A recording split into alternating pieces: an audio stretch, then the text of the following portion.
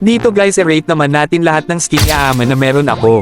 Actually guys lahat naman ng skin na to meron ako. Disclaimer lang guys, based lang ito sa opinion ko at experience sa paggamit ko lahat ng skin ni Aaman. Umpisahan na agad natin dito sa Night's Edge. Ang masasabi ko sa skin na to maganda dahil ang smooth lang gamitin kasi parang naka-normal hero lang yung ginagamit mo. Naalala ko pa dati guys. Ito yung pinakauna kong skin kay Aaman at libre ko lang pala itong nakuha dati. Kasi kapag bagong gawa yung account mo sa ML meron pa libreng skin si Munton at gagawin mo lang yung mga task. Solid yung skin na to guys at ang smooth pa. Ang rate ko sa skin na to ay 5/10. Isunod naman natin itong Noble Crest ni Aaman. Ang masasabi ko naman sa skin na to guys ay maganda at ang smooth din gamitin. Kumpara sa nauna mas maganda yung effects na to kahit elite skin lang siya. At ito rin pala yung favorite kong gamitin na skin dati guys nung walang-wala pa ako at nagsisimula pa lang at ito yung pangalawa kong naging skin.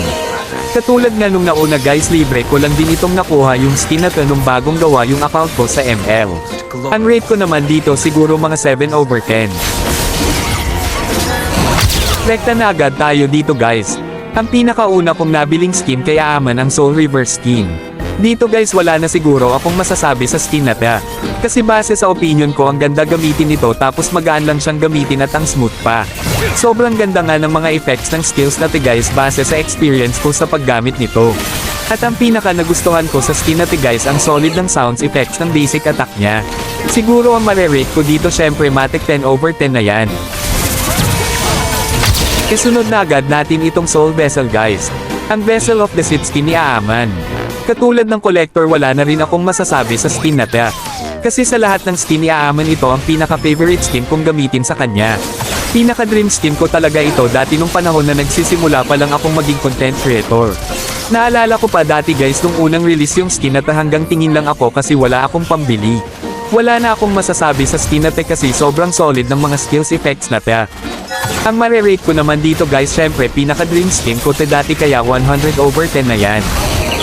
At last but not the least ang Starlight skin ni Aaman. Ang Cyber Assassin skin. Ito ang pinakahuli kong nakuha na skin ni Aaman guys dahil nung unang release ng Starlight na to wala pa rin akong pambili. Kasi kahit Starlight skin lang dati hindi ko pa afford kaya asa lang ako sa free skin dati. Pero ngayon dahil afford ko na at binalik na to sa Starlight shop kaya binili ko kaagad.